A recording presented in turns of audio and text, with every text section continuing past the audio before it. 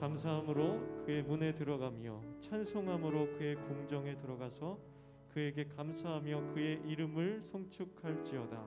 여호와는 선하시니 그의 인자하심이 영원하고 그의 성실하심이 대대에 이르리로다. 아멘. 전능하신 하나님 아버지, 낮고 천한 우리를 위하여 독생자 예수를 보내어 주시고 십자가 보혈로 구원하여 주시니 감사를 드립니다. 주님의 은혜로 존귀한 자녀된 저희가 하나님의 임재를 기다리며 이 시간 예배를 올려드립니다. 파수꾼이 아침을 기다림과 같이, 여정이 그 주모의 손을 바라본과 같이 저희가 간절히 주님의 은혜만을 기다리고 있사오니 성령님 오셔서 주님의 빛난 얼굴을 비추어 주옵소서. 예수님의 이름으로 간절히 기원했습니다. 아멘.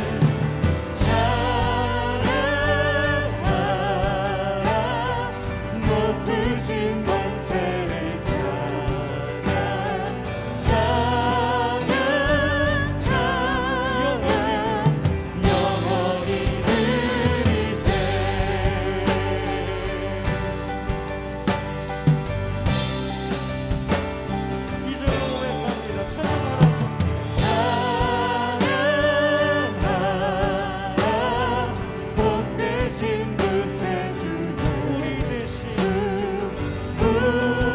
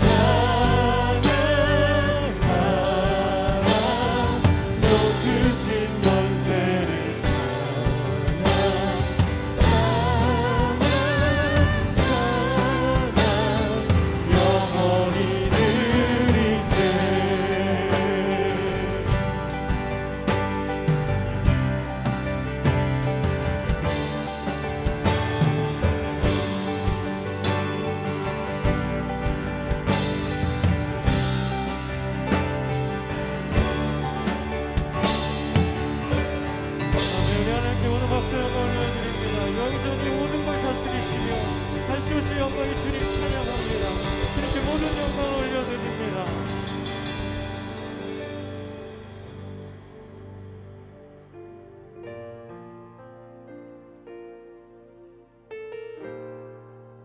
우리 시간 우리의 모든 눈을 들어, 우리의 믿음의 눈을 들어 우리 신실하신 주님 바라보며 그분의 약속을 기다리며 찬양하겠습니다.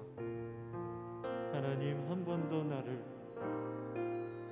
하나님 한 번도 나를 실망시킨 적 없으시고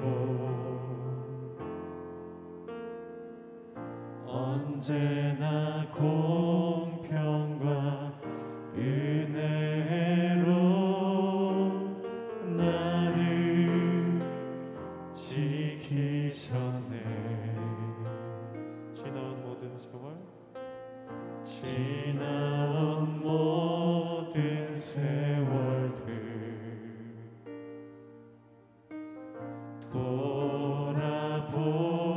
돌아보아도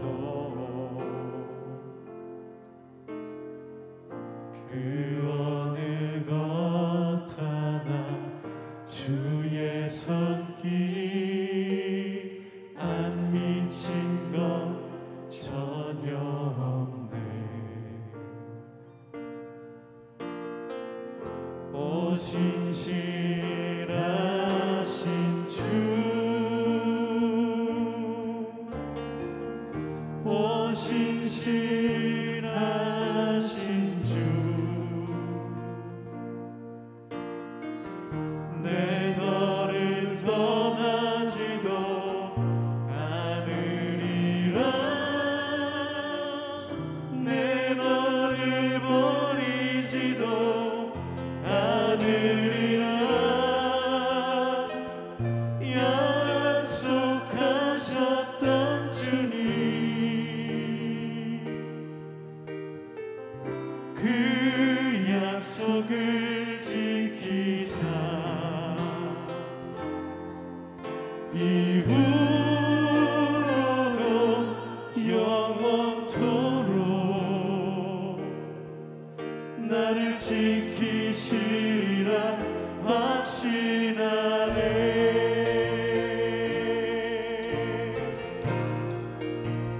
하나님 한 번도 나를, 하나님 한 번도 나를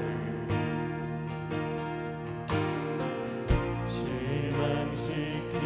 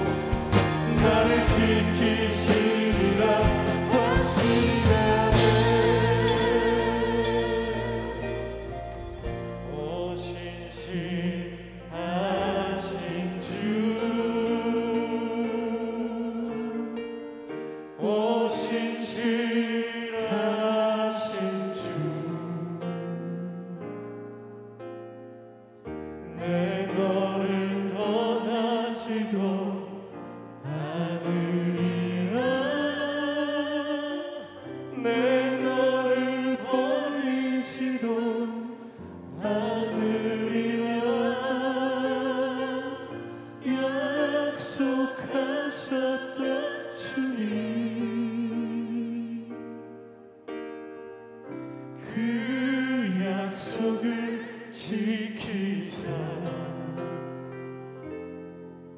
이후로도 영원토록 우리를 지키시라 확신합니다. 우리를 지키시리라 확신하네.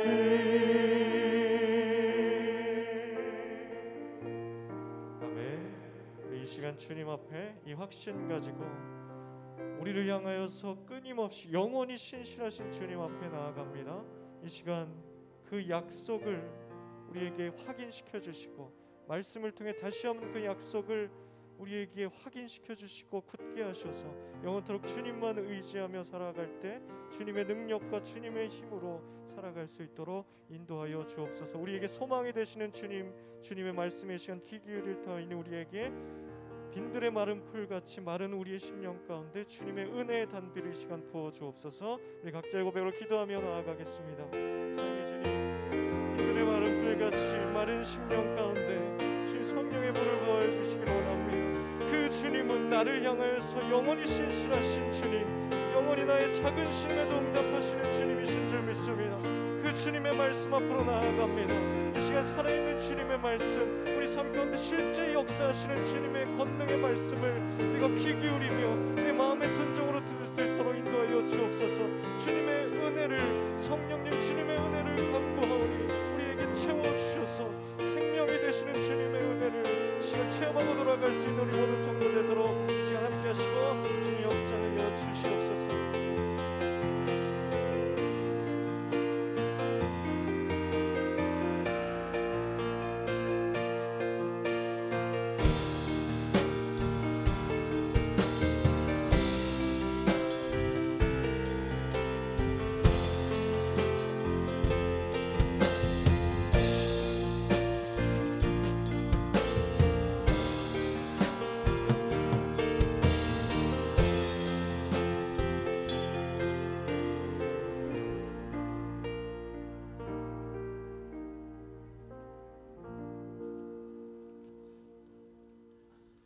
우리의 힘과 우리의 방패가 되시는 여호와 아버지 하나님, 거룩한 성회를 허락하시사 함께 모여 기도하고 찬양하며 정성으로 예배하게 하시니 감사합니다.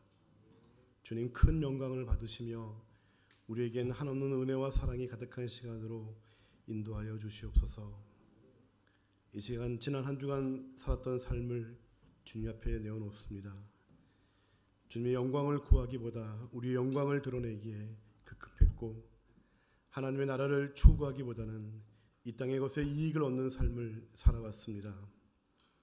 이 모든 허물진 삶을 회개하오니 주님의 보혈로 깨끗함을 얻으며 정결한 영과 진리로 영육이 회복되도록 새롭게 하여 주시옵소서. 코로나19가 사라지지 않고 지속적으로 확진자가 생기고 있습니다. 모든 만남을 사회적 거리두기로 유지하는 이 상황에서 다행인 것은 그동안 유지되던 비대면 예배가 1단계로 내려가고 적은 수이지만 함께 모여서 예배하는 것입니다. 사랑의 주님, 이 시간 이 자리에서 예배하는 성도들과 또 가정에서 비대면으로 예배하는 모든 성도들에게 우리 모두는 이 땅에서 주님의 자녀로 살아가고 있음에 감사로 고백하게 할 수 있도록 도와주시옵소서. 살아가는 어느 곳이든 승리하게 하시고 주님과 함께 동행하며 주님의 이름을 높이고 주님을 찬양하는 삶을 다짐케 하여 주시옵소서. 서로를 돌아보고 한 마음으로 연합하는 우리의 소명을 이뤄가는데 최선을 다하는 삶을 살게 하여 주시옵소서. 열방을 다스리시는 주님, 이 나라 이 민족을 긍휼히 여기시고 지금까지 인도하신 것처럼 이후로도 주님의 백성 주님의 나라로 굳게 세워 주시옵소서. 정치, 경제, 사회, 문화 등 모든 것이 빠르게 변하는 이 시대에 대한민국의 위상을 세계 열방에 이만큼 올려주신 것에 감사하며 한시라도 주님의 은혜임을 잊지 않고 살아가 믿는 우리들이 기도하도록 구별된 삶을 살아가도록 도와주시옵소서. 그래서 온 나라와 열방들이 주님을 찬양하고 예배하는 비전을 품는 일에 최선을 다하며 잃어버린 영혼들을 향한 열정을 갖고 죽어가는 영혼들을 위해 늘 기도하는 우리들 될 수 있도록 주여 도와주시옵소서. 자비하신 주님, 정인교회 성도들을 위하여 기도합니다. 육체적, 정신적으로 아픔 있는 성도들을 돌아보며 서로가 서로의 안부에 관심을 갖고 배려하며 또 서로를 위해 기도해주는 사랑을 실천하도록 도와주시옵소서. 교회의 미래인 아이들과 청소년, 청년들을 위해서도 기도하게 하옵소서. 그들의 인생이 하나님 앞에서 바르고 정직하게 살게 하시며 주님 안에서 성숙한 믿음의 자녀들로 자라나게 하여 주시옵소서. 나와 가족과 친지를 위해, 정인교회와 이웃을 위해 기도하며 나라를 위해 깨어 기도하는 성도들의 삶이 되게 도와주시옵소서. 안타깝게도 지난 금요일 우리와 함께 신앙생활하던 김금단 권사님의 갑작스러운 죽음은 큰 아픔으로 다가옵니다. 권사님과 가족들과 정인교회 성도들에게 하나님의 위로가 있기를 원하고 긍휼하신 주님의 자비하심이 있기를 간절히 바라고 원합니다. 더욱이 우리는 하나님 안에서 서로를 축복해주고 위로해주며 안아주고 보듬어주는 크고 넓은 사랑을 실천해야겠습니다. 이 일에 우리 정인교회가 최선을 다하도록 주님 긍휼히 여겨 인도하여 주시옵소서. 축복의 하나님, 이 시간 선포되는 말씀으로 성도들의 가정마다 하나님의 귀한 은혜를 받게 하여 주시옵소서. 소망과 빛으로 다가오신 예수 그리스도를 더욱 잘 전하는 사명을 갖게 하셔서 성도와 세상을 사랑으로 섬기는 믿음의 가정들로 세워 주시옵소서. 전하시는 목사님에게도 권능과 능력을 주시사 피곤치 않게 하시며 가족과 건강도 지켜주시고 몸된 교회와 성도들을 위하여 일할 수 있도록 늘 지켜주시옵소서. 예배를 위하여 수고와 봉사를 아끼지 않는 수많은 손길들도 축복해 주시며 하늘의 창고에 차곡차곡 쌓아가는 축복도 허락하여 주시옵소서. 찬양으로, 방송으로, 미디어 사역팀을 섬기는 또 예배팀을 섬기는 많은 손길들 주님께서 기억하여 주시옵시고 이 모든 말씀 거룩하신 예수님의 이름으로 기도합니다. 아멘.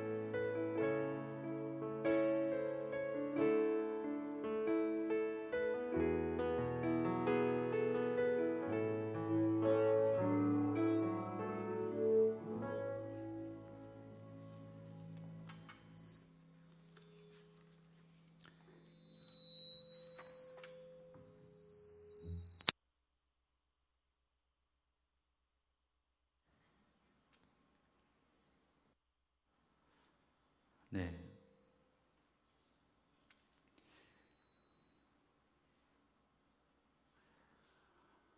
우리 9주 만에 여덟 주를 대면 예배를 못하고 오늘 9번째 주 또 이렇게 다시 재개되었습니다. 지난 전반기에도 2달 이상 또 이번에도 2달 이렇게 대면 예배가 또 중단되었다가 함께 모여 예배하게 되었습니다.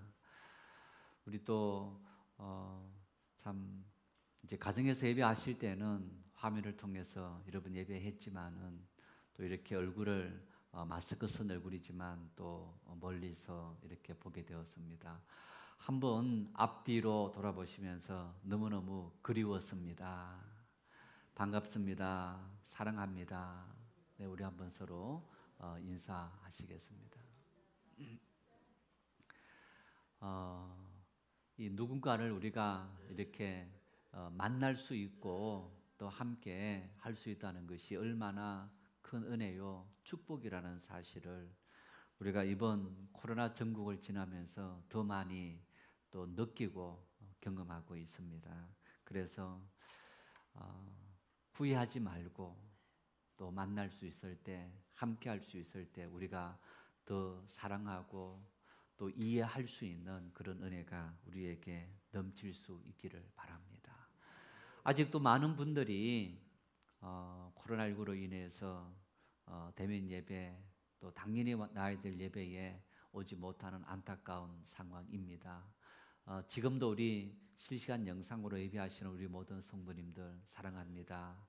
우리 가족과 함께 또 사랑을 나누고 우리 성도를 그리워하면서 하나님 앞에 함께 예배할 수 있기를 바랍니다. 우리 예배 실황이 계속적으로 실시간으로 중계되고 또 유튜브로도 올라갑니다. 교회 학교도 예배가 다 재개되었습니다. 그러면서 교회 학교 예배도 우리 실시간으로 중계되어집니다. 우리 가정에서 또 자녀들이 하나님을 예배할 수 있는 그런 일에 열심을 내주시기를 바랍니다. 우리 또 수요 기도회, 새벽 기도회도 다시 내일부터 시작합니다. 우리 새벽 기도회는 5월 26일부터 중단되었다가 그전에도 중단되었다가 다시 한 2주간 해보겠다가 또다시 우리가 중단하고 긴 시간 후에 이렇게 다시 재개하게 되었습니다. 어느 때보다도 기도하는 일이 참 중요하구나 하는 사실을 몸소 경험했을 텐데 여러분 우리가 다른 때에 비해서 다니는 시간들이 줄어들다 보니까 집에 머무는 시간들이 아마 조금 더 많아졌습니다. 여유 있게 되었습니다. 우리 그런 시간들 일찍 주무시고 또 새벽에 기도하시고 또 수요 예배도 함께 참여하면서 기도할 수 있는 그런 은혜가 있기를 바랍니다. 소그룹 모임은 우리 식사 문제라든가 또 가까이 붙어서 대화하는 일이기 때문에 앞으로도 계속 중단되어집니다. 식사 제공도 우리 정부 방침에 따라서 당분간 계속 중단합니다.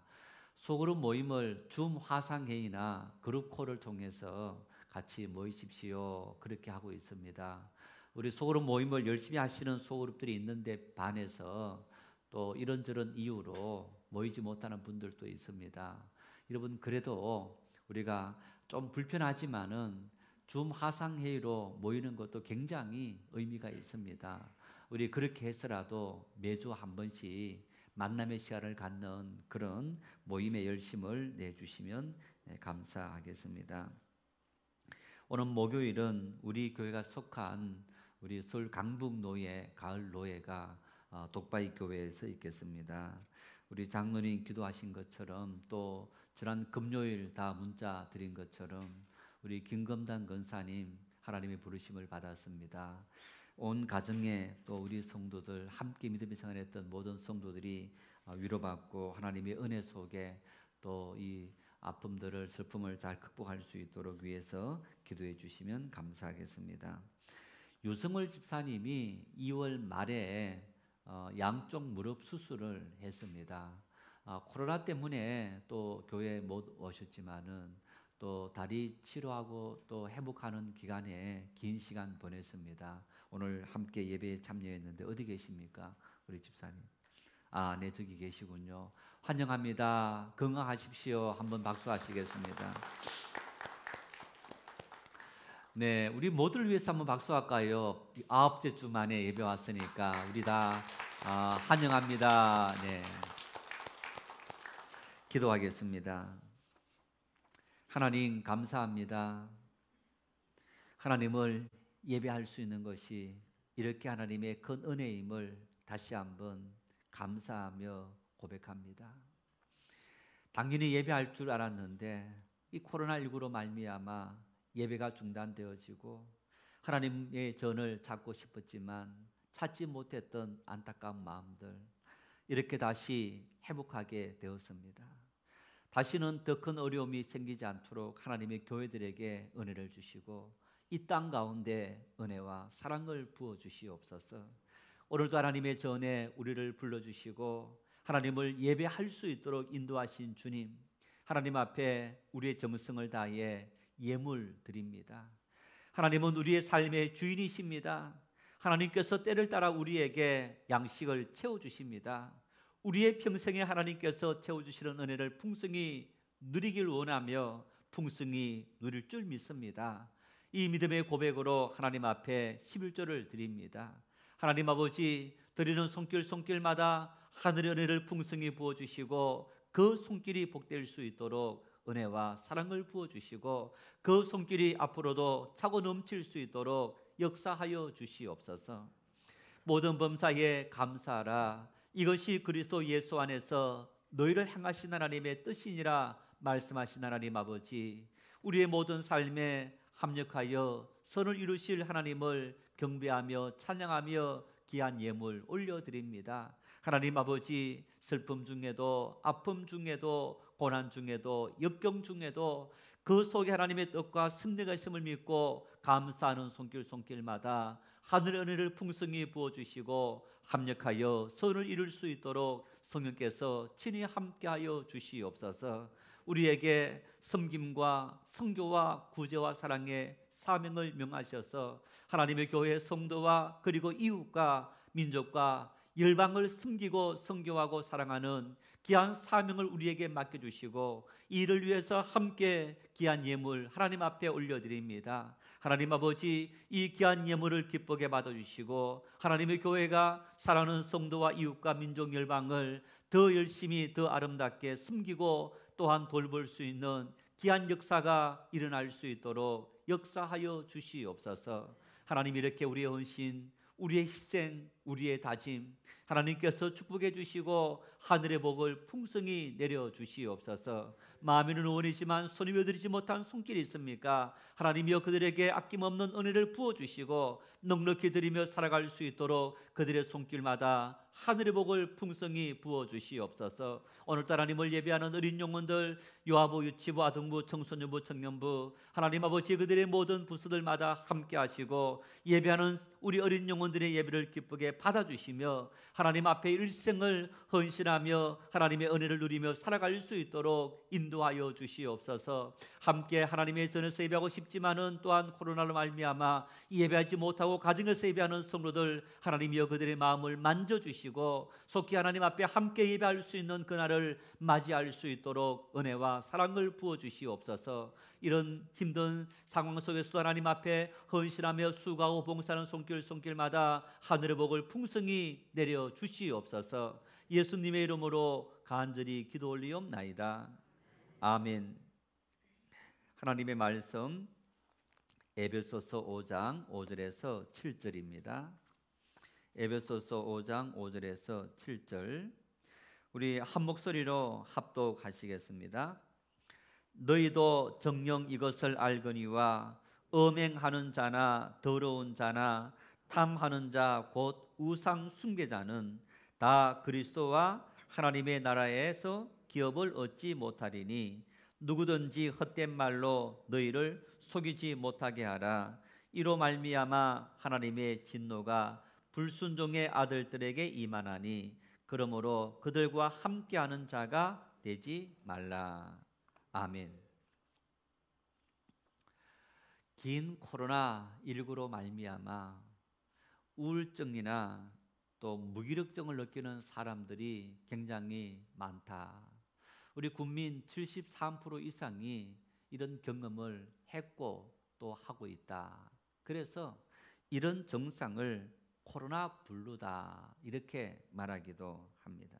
그런데 최근에는 이 시간이 길어지다 보니까 우울증과 그리고 무기력증을 넘어서서 분노를 표출하는 사람들이 사회 곳곳마다 발견되고 있다. 그렇게 말합니다.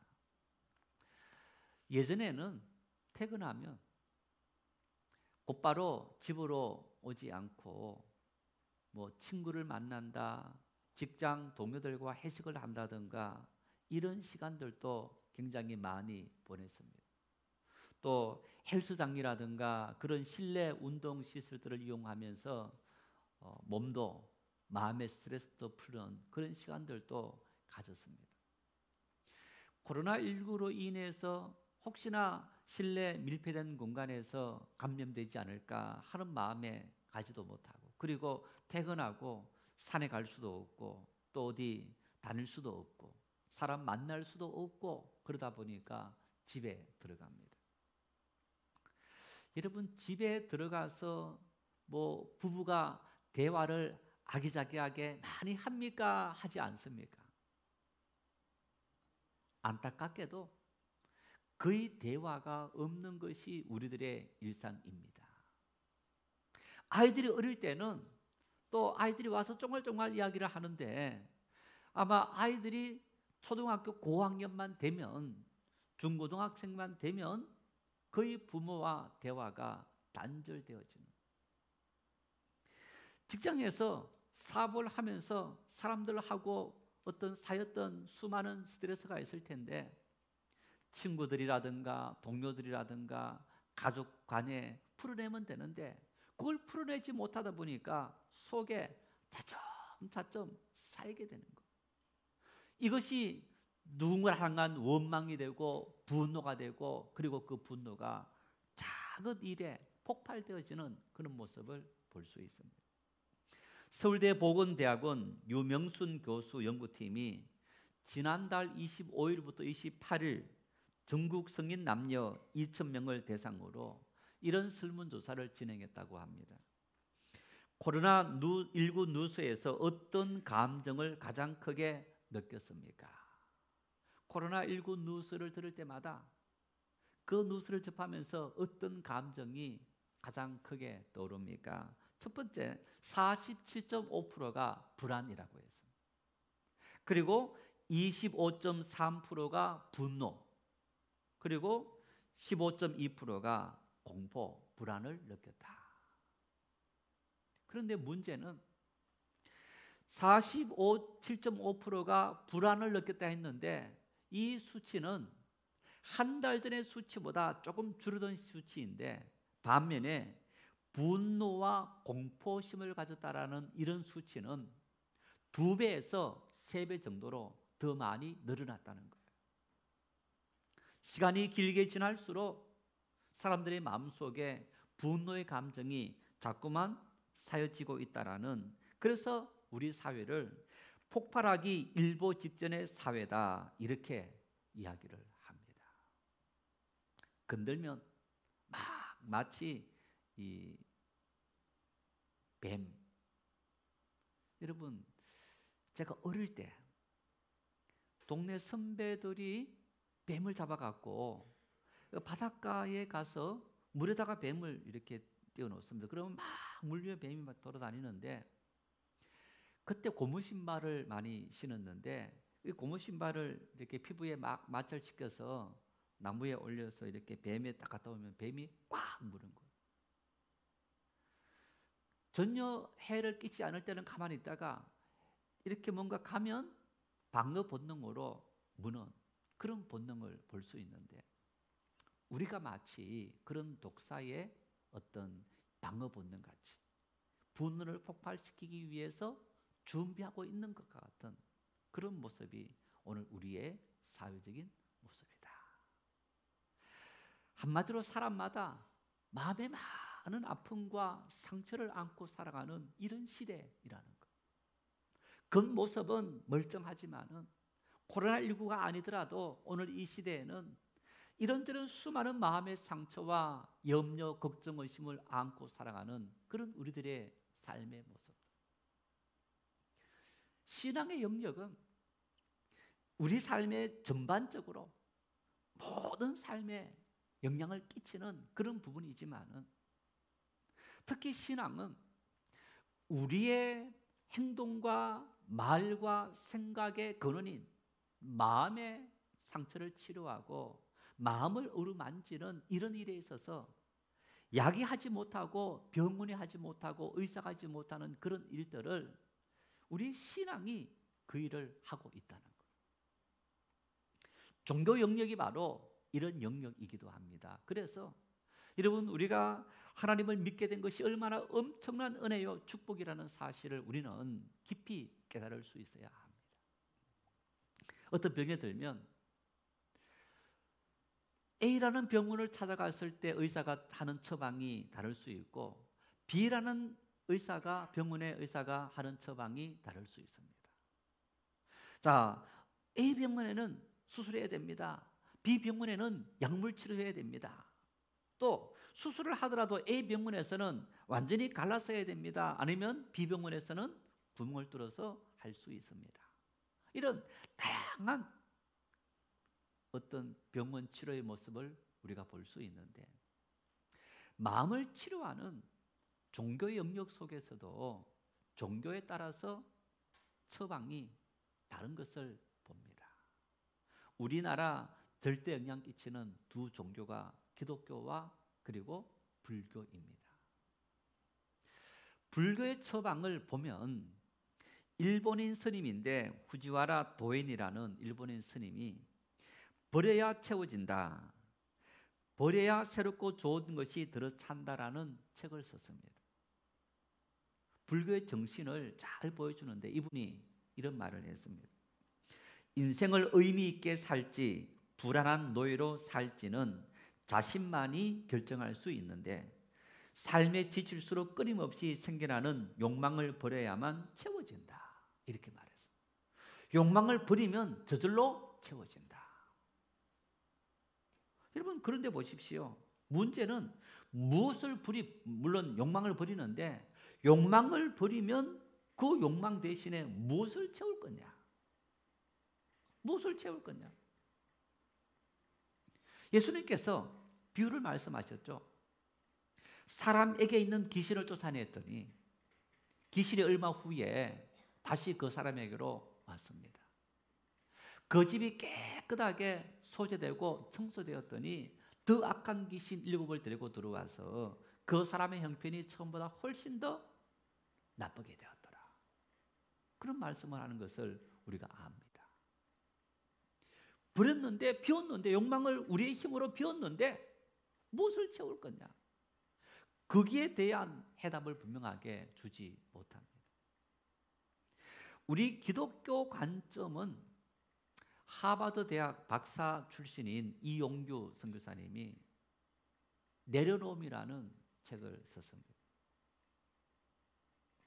이 내려놓음이라는 책이 아마 굉장히 많은 사람들에게 어떤 인기를 얻고 많은 사람에게 읽혀졌던 그런 책인데, 이 내려놓음이라는 어떤 이 책 이런 얘기합니다. 힘겹게 쌓아올린 명예, 꼭 움켜쥔 재물, 미래의 불안과 생명의 위험까지 하나님 앞에 온전히 내려놓을 때 진정한 쉼과 참된 평화를 체험할 수 있다. 우리가 잡으려고, 붙잡으려고, 움켜잡고 있으려고 노력했던 재물, 명예, 건강, 사실 내가 움켜잡는다고 내 것이 아니라는 것 우리는 잘 알고 있습니다. 우리 인생은 또한 그것 움켜잡고 이것 있어야만 산다, 그거 아닌 것 잘 알고 있습니다. 요즘 제가 또 많은 분들하고 이야기 했다 보니까 그분들도 굉장히 좋아한다 이러는데, 나는 자연인이다. 혹시 여러분 이 저 방송 잘 보시는지 모르겠습니다만은 이제 보면 이제 두 채널에서 그걸 보여주고 있는데 정말 많은 분들이 산속 깊이 들어가서 혼자 생활하시는 그런 분을 볼 수 있는데, 어떤 분은 뭐 짧게는 한 2년, 길게는 한 20년 되신 그런 분들이 있는데 너무너무 행복하다는 거, 평안하다는 거, 아무런 고민 없이 살아간다는 거. 그분들에게 산에 사는 그분들이 돈이 무슨 필요가 있습니까? 옷이 무슨 필요가 있습니까? 명예가 무슨 필요가 있습니까? 맑은 공기, 그리고 본인이 키우는 채소를 먹으면서 병원 가지 않고 건강히 살아가고 있다는 거. 그런데 이용규 선교사님이 내려놓음이라는 책을 쓰고 더 내려놓음이라는 책을 또 썼습니다. 왜 썼느냐? 내려놓고 어떻게 무언가를 채워야 되는데 채우는 일에 있어서 더 구체적으로 제대로 말하지 못해서 그 사실을 이야기하기 위해서 더 내려놓음이라는 책을 썼는데, 이 책을 쓰면서 바울 사도께서 갈라디아 사람들에게 쓴 편지 속에 있는 한 구절인 갈라디아서 2장 20절 말씀, 이 말씀을 더 내려놓으라는 책 속에 설명하고 싶어서 이 책을 썼다, 이렇게 말합니다. 어떤 내용입니까? 한번 이 말씀 같이 한번 합독하십시다. 내가 그리스도와 함께 십자가에 못 박혔나니 그런즉 이제는 내가 사는 것이 아니요 오직 내 안에 그리스도께서 사시는 것이라. 이제 내가 육체 가운데 사는 것은 나를 사랑하사 나를 위하여 자기 자신을 부리신 하나님의 아들을 믿는 믿음 안에서 사는 것이라. 이용규 선교사님이 내려놓음이라는 단어를 사용한 이유는 십자가에서 자아가 죽는 것을 현대적인 언어로 바꾸어서 쉽게 전달하기 위해서 십자가에서 죽고 예수 그리스도를 믿는 믿음 안에서 새롭게 사는 그 사실을 현대적인 언어로 내려놓음, 더 내려놓음이라는 용어로 설명했다는 거예요. 내가 그리스도인이다. 내 자아가 죽은 거예요. 나라는 존재가 죽은 겁니다. 이미 내가 하나님을 믿는 그 순간 예수님의 십자가 대속의 죽음, 그 보혈의 죽음, 그 죽음과 함께 나라는 자, 내 의지, 내 생각, 내 탐욕, 내 욕망, 이 모든 것이 다 죽고 내가 다시 살게 된 것은 부활하신 예수 그리스도를 믿는 믿음 안에서 내가 다시 살게 되었다. 그렇게 고백하는 거예요. 이게 그리스도인이라는 거예요. 여러분, 그래서 그리스도인은 은혜로 사는 존재가 그리스도인이라는 거예요. 하나님의 은혜가 우리에게 임할 때 그 은혜가 임해서 우리의 마음을 만져주고 그 마음이 우리의 마음을 치료하고 그 마음이 우리 마음의 허전함을 채워줄 때 우리는 하나님 안에서 회복의 은혜와 기쁨과 평안을 누리며 살아갈 수 있더라. 그래서 불교와 기독교의 큰 차이점이 불교를 수행의 종교다, 고뇌의 종교다, 이렇게 고행의 종교다라고 이야기합니다. 스스로가 자기를 끝까지 비워내는 것, 고행을 통해서, 절제를 통해서. 기독교는 그런 고행의 종교가 아닙니다. 종교개혁자 마르틴 루터가 그런 고행을 통해서 하나님의 은혜를 누리려고 자유함을 얻으려고 해봤지만은 다 무용지물이라는 것을 깨닫게 되고 내가 하나님의 은혜 안에서 회복되고 구원받는 것은 하나님의 전적인 은혜로 내가 회복되고 구원되었더라 하는 사실을 고백합니다. 그래서 우리 기독교는 은혜의 종교인 거예요. 하나님의 은혜가 우리에게 임하면 그 은혜로 말미암아 내가 회복되어지고 새롭게 되어지고 충만해지고 하나님의 평안을 누리게 되어지는 것. 이게 바로 우리 기독교의 정체성인 것. 그러므로 우리가 그리스도인이 되었다, 오늘 이 자리에서 하나님을 예배하는 그런 믿음의 사람이 되었다라는 얘기는요, 나는 지금부터 내 자신의 힘과 욕망을 따라 사는 것을 포기하고 이제는 하나님의 은혜로 하나님의 뜻을 따라 살겠습니다 라는 그 부르심 앞에 아멘하고 내가 새로운 결단의 삶을 살겠습니다 하는 순간이기도 한 겁니다. 하나님의 은혜를 따라 산다, 숨이 팍팍 막힙니까? 믿음으로 살아가는 삶이 가슴이 답답한 그러한 생애일까요? 여러분, 오늘 이 자리에 오신 분들은 하나님의 성전에서 예배할 수 있다는 것이 정말 기쁩니까? 불행합니까? 아마 가슴 벅찬 감동이 있을 거예요. 8주 동안 하나님 앞에 예배하지 못하고, 아니 집에서 예배하고 함께 하나님의 성전에서 예배하지 못했던 그 가슴 답답함, 하나님의 성전에서 마음껏 예배할 수 있는 것이 얼마나 큰 기쁨이고 은혜이고 감사인지, 이런 마음이 왜 생기느냐? 하나님의 은혜가 우리에게 임했기 때문에 생기는 거예요.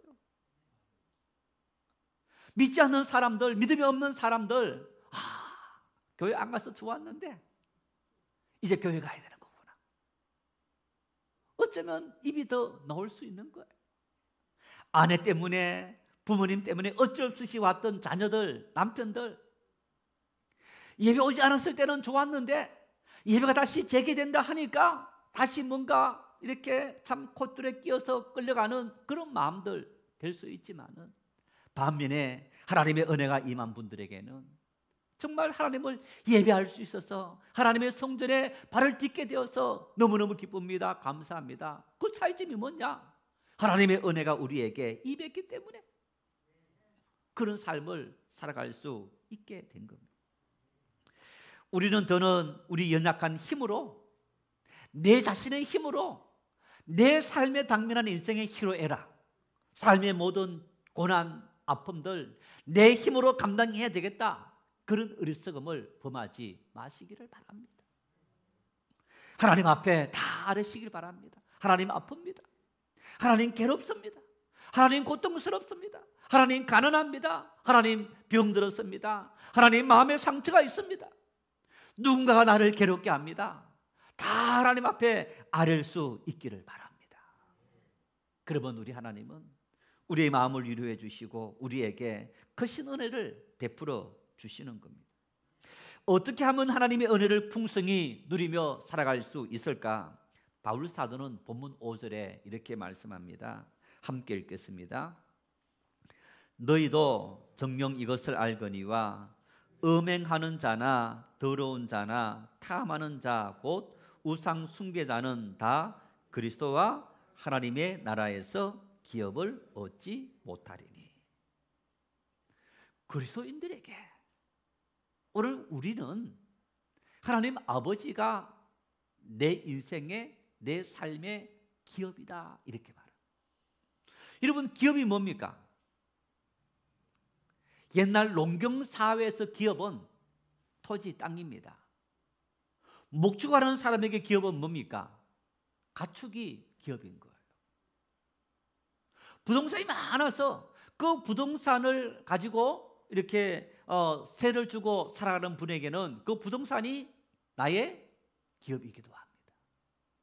기업은 내가 생활할 수 있는 모든 삶의 근원, 여러분, 이게 우리 생계를 위해서 물질이 필요한 것처럼 기업을 통해서 우리의 모든 필요를 공급받는 이것이 바로 우리의 기업이기도 합니다. 하나님께서 나의 기업이다. 하나님께서 우리에게 돈 주십니까? 돈 주십니까? 안 줍니까? 믿음이 없는 분들은 교회 가면 돈이 나오나, 밥이 나오나, 떡이 나오나, 교회 가면 도리어 헌금하라고, 봉사하라. 요것만 하는. 여러분, 이러한 생각을 우리가 하게 되는데,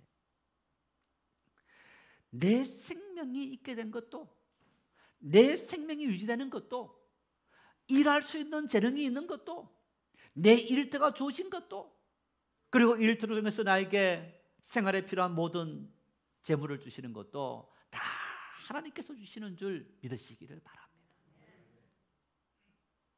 하나님께서 사장님을 통해서, 하나님께서 누군가를 통해서 나에게 주시는 거예요.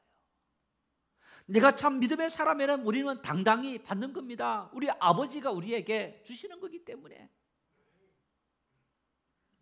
이게 그리스도인의 삶의 모습이라는 거예요.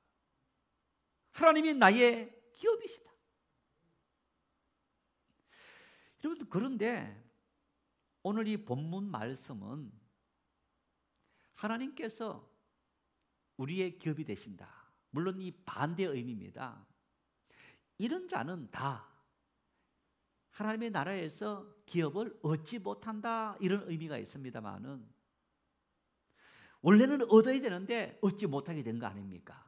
그래서 얻는 것을 말씀을 드렸고, 그리고 이 기업이다라는 오늘 이 본문의 말씀은 단순히 문자적인 의미가 아니고 그 어떤 의미로 구원이라는 개념을 우리에게 설명해 주고 있는 거예요. 이런 자는 다 그리스도나 하나님의 나라에서 구원을 받지 못한다, 이런 엄청난 말인 거예요. 아니, 구원받지 못한다, 얼마나 충격적인 사건인 거예요. 하나님께서 우리를 하나님의 자녀로 불렀습니다. 나와 상관없이, 내 의지와 상관없이 나를 불렀습니다.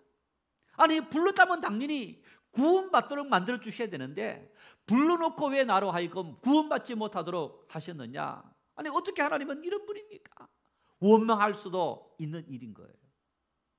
여러분, 그런데 오늘 이 말씀에 분명히 우리를 불러놓고도 하나님 앞에서 구원받지 못한다라고 이렇게 말씀하시는 이 말씀을 볼 수 있는데, 이런 그리스도인의 모습을 이렇게 비유할 수 있습니다. 한 아이가 보육원에서 자라고 있습니다. 또 많은 부부가 이 보육원에 가서 이 아이를 양자로 삼았습니다. 양조 삼고 친아들처럼, 친자식처럼 정말 혼신의 힘을 다해서 이 아이를 양육하고 키우는 것.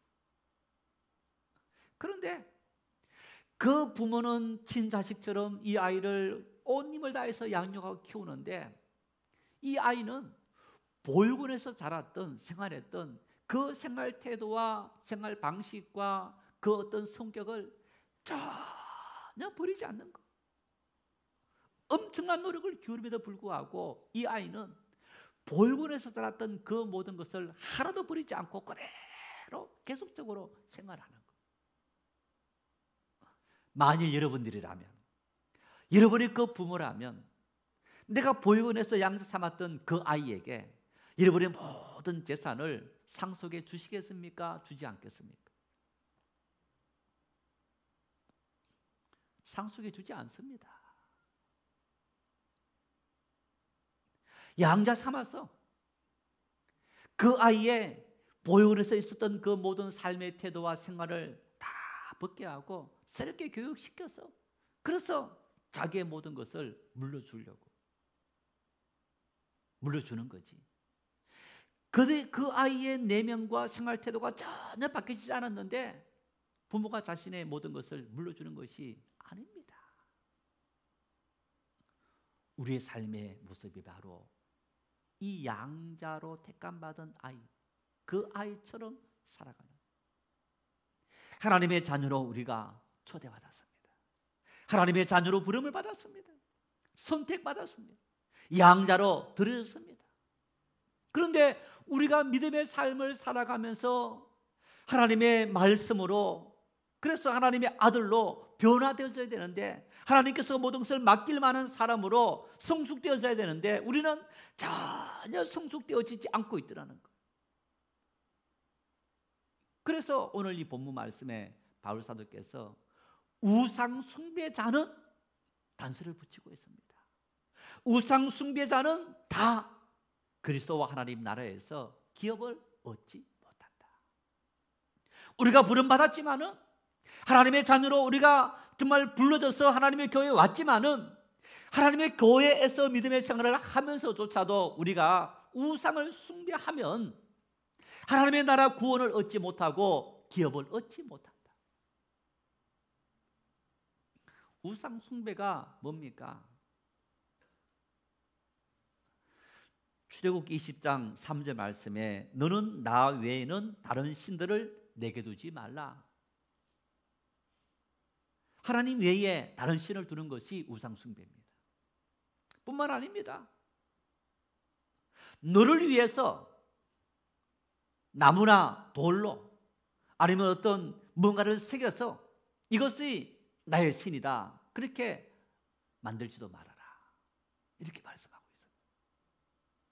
나는 하나님 말고 다른 종교 믿는 것도 아니고 다른 신 믿는 것도 아니고 어떤 우상을 만들어서 이것이 내 신이다 하는 그런 사람도 아니니 나는 당연히 우상 숭배하지 않는다라고 말할 수 있습니다.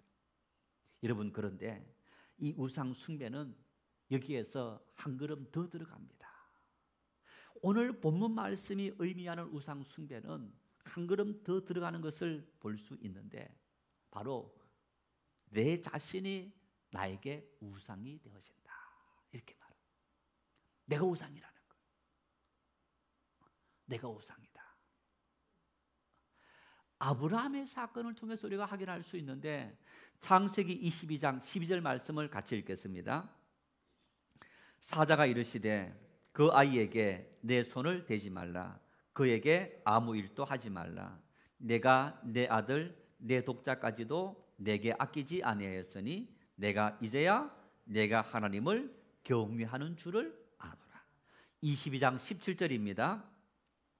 내가 내게 큰 복을 주고 내 씨가 크게 번성하여 하늘의 별과 같고 바닷가의 모래와 같게 하리니 내 씨가 그 대적의 성문을 차지하리라.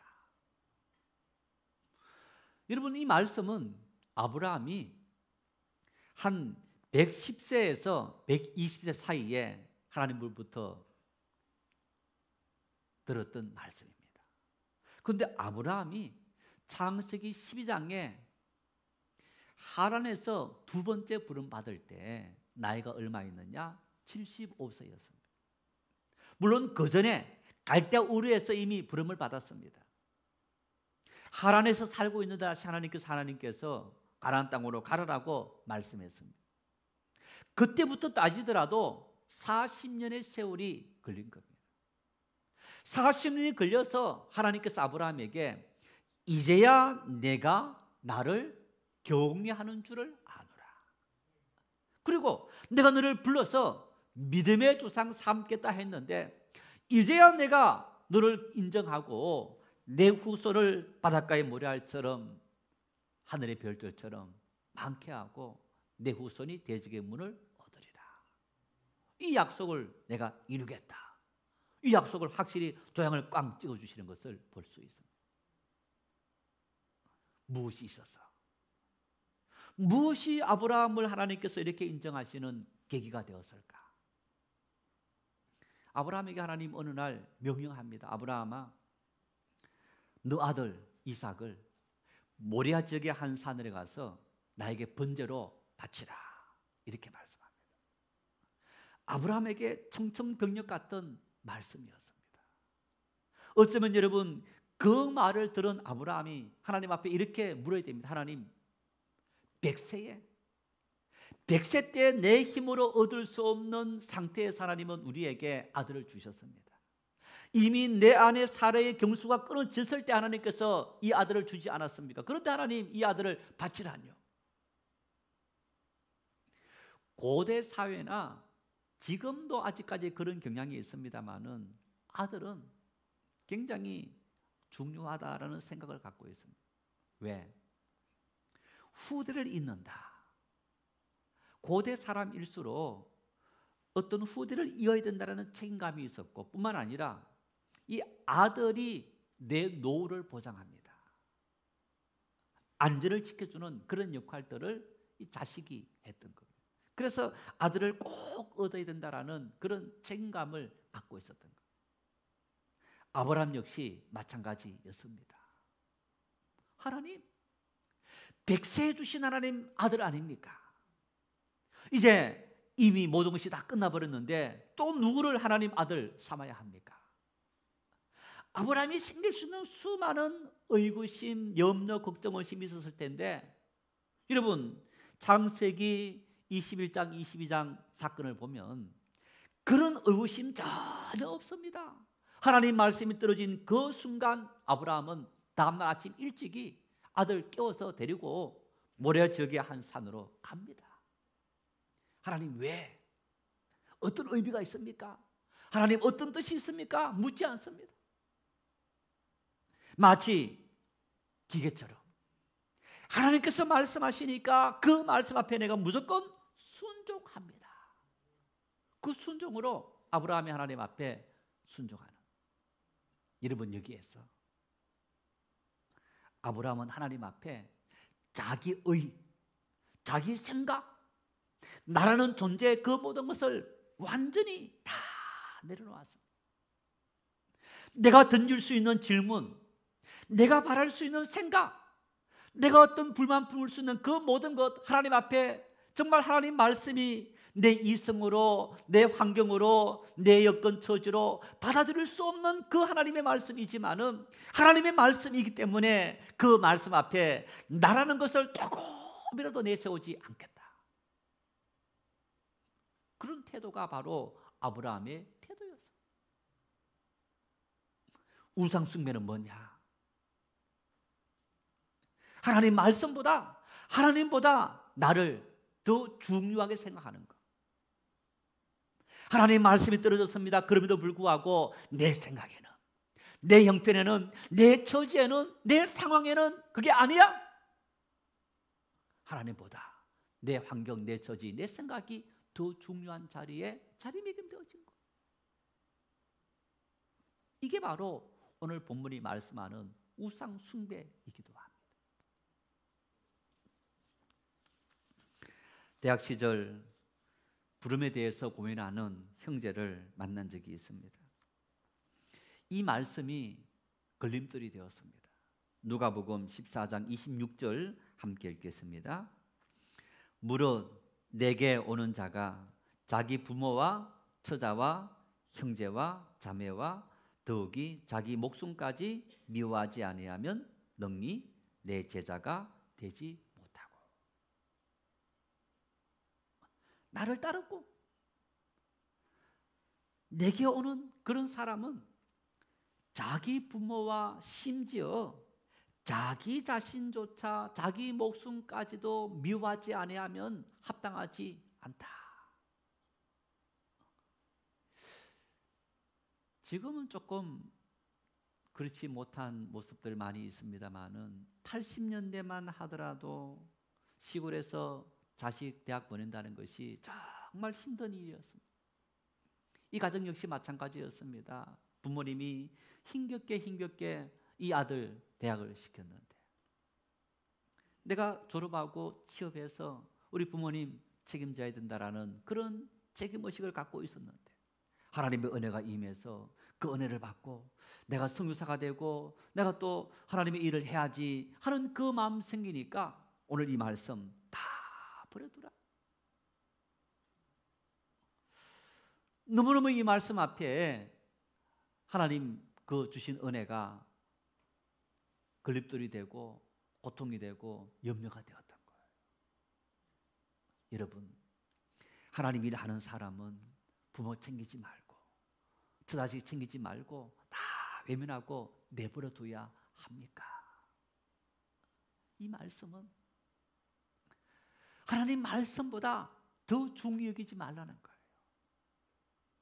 하나님 말씀 앞에 어떤 것도 하나님 말씀보다 앞장서서 안 된다는 그 말씀의 의미인 것.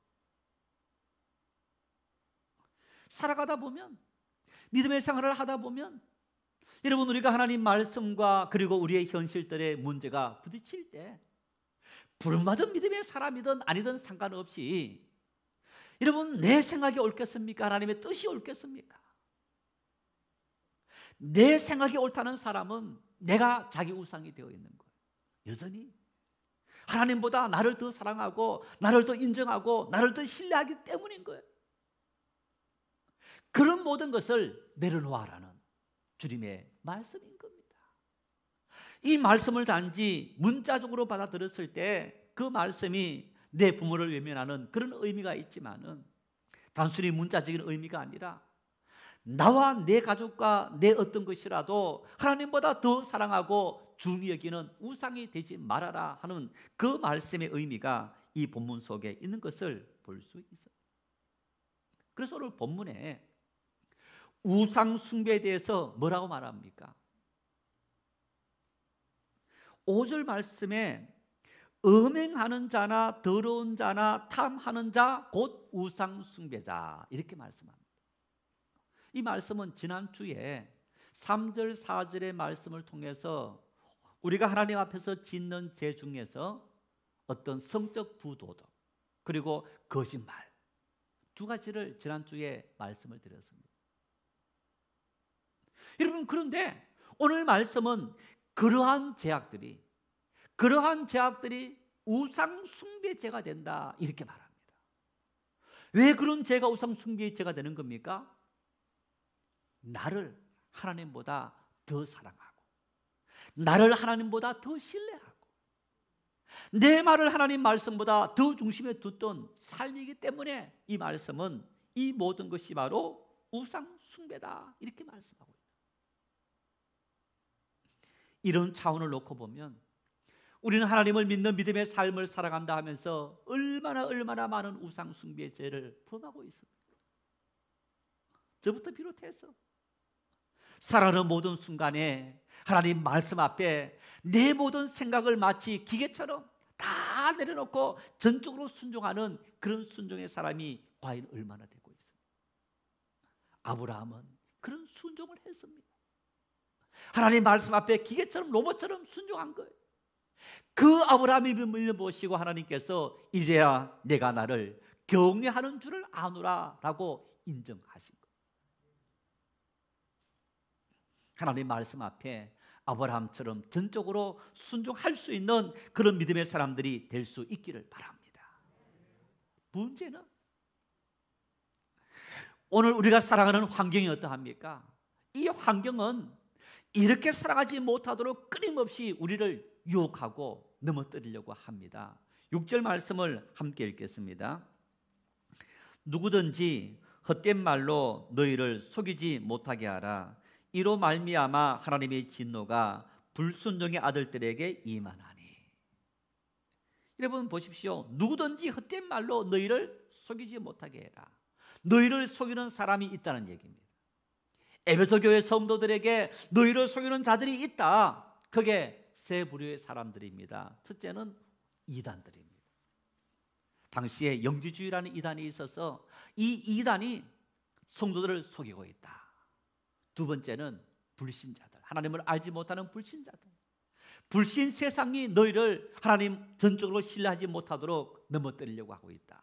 세 번째는 하나님의 교회 공동체에 유대 율법주의자들이 믿음이 좋다는 성도들 중에서 너희를 넘어뜨리려는 자들이 있더라. 오늘날도 똑같습니다. 지금도 수많은 이단들이 활동하고 있습니다. 우리 신앙을 넘어뜨리려 유혹합니다. 뿐만 아닙니다. 여러분, 오늘 세상은 어떠합니까? 참 교회에 오는 사람은 가게에 들어오지도 마십시오 하고 붙여놓는 그런 문구를 우리는 보고 있습니다.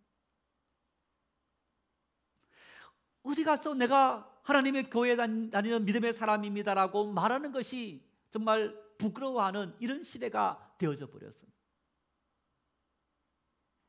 수많은 세상 사람들의 비난이 교회를 향하면서 교회 오는 우리의 모든 발걸음을 꽁꽁 얼어붙게 만드는 이런 시대를 살아가고 있습니다. 교회 내부적으로 어떠합니까?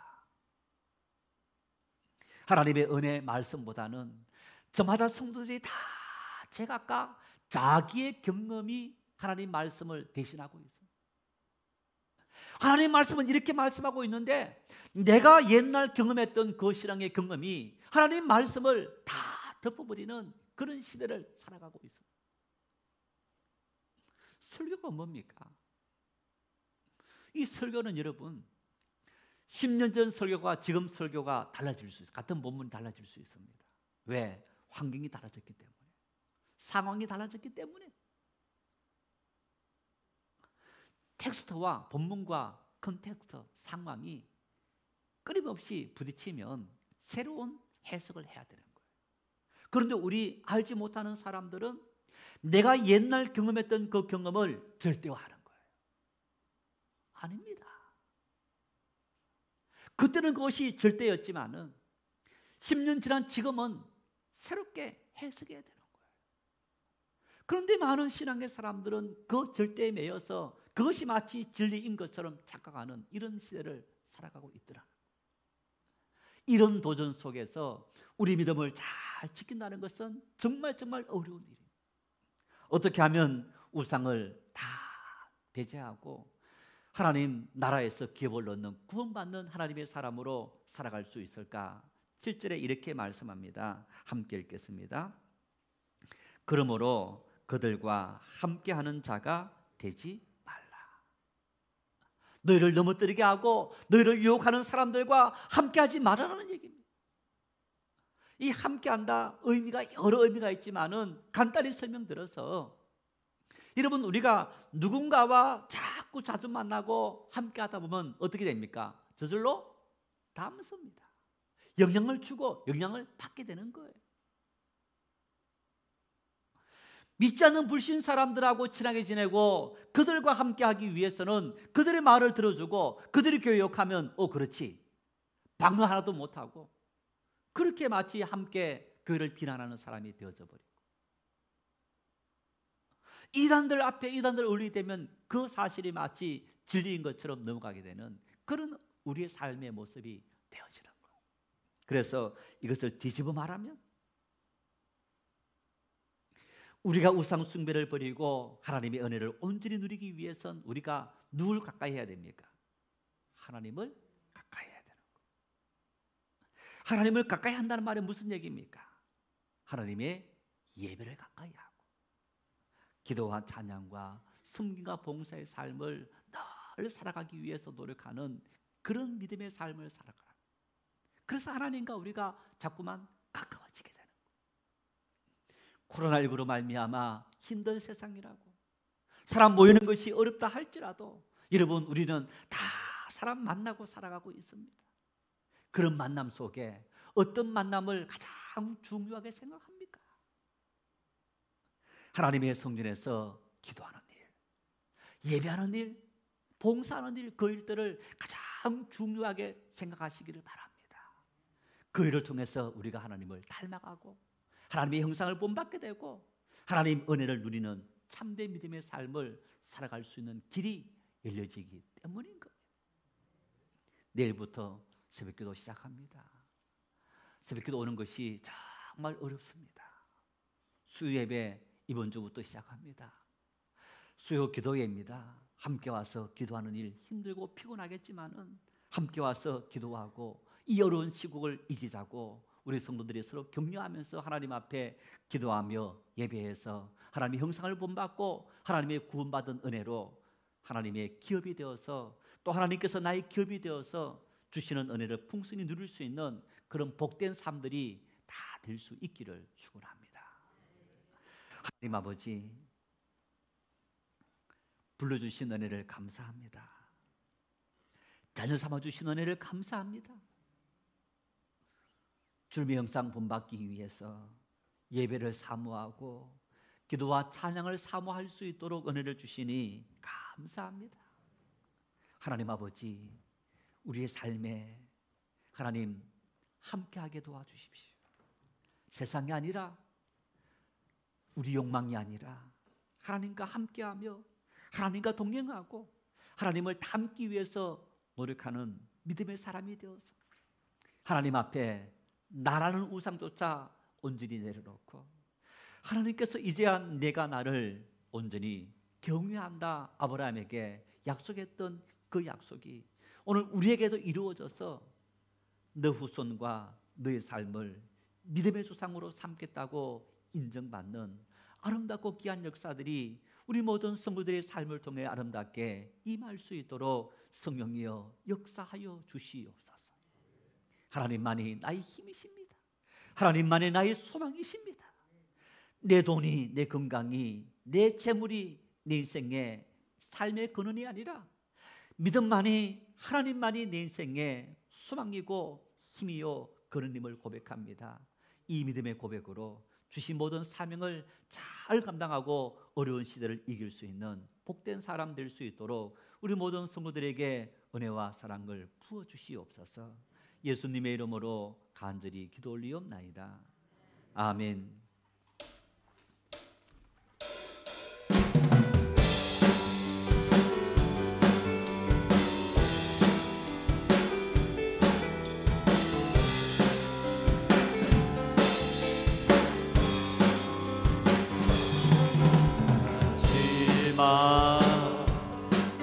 아래 내가 나의 영으로 모든 백성에게 구원 주리라.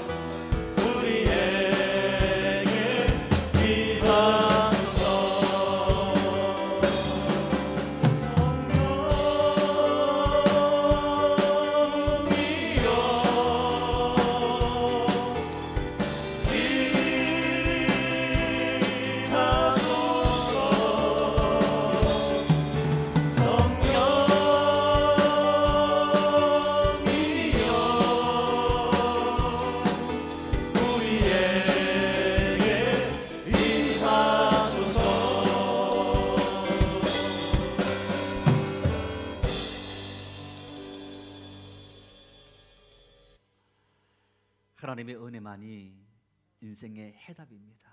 정답입니다.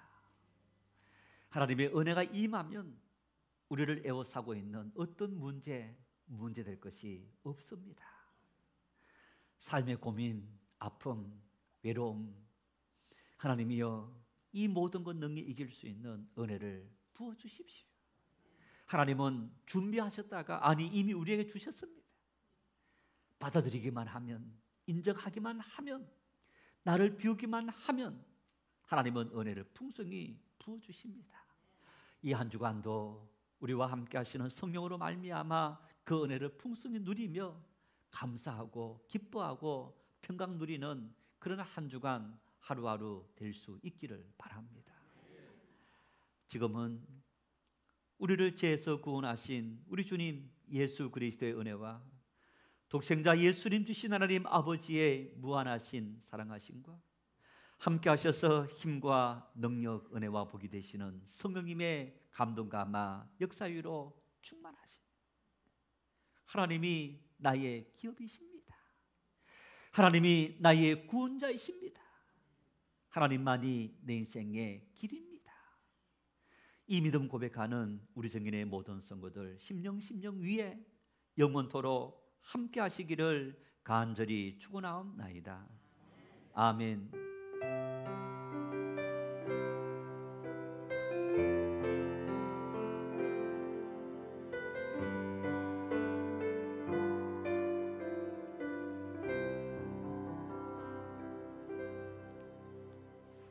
사랑합니다. 주님의 은혜로 이 힘든 코로나 시국 잘 이기시기 바랍니다. 우리 서로 인사하시겠습니다. 수고했습니다. 내가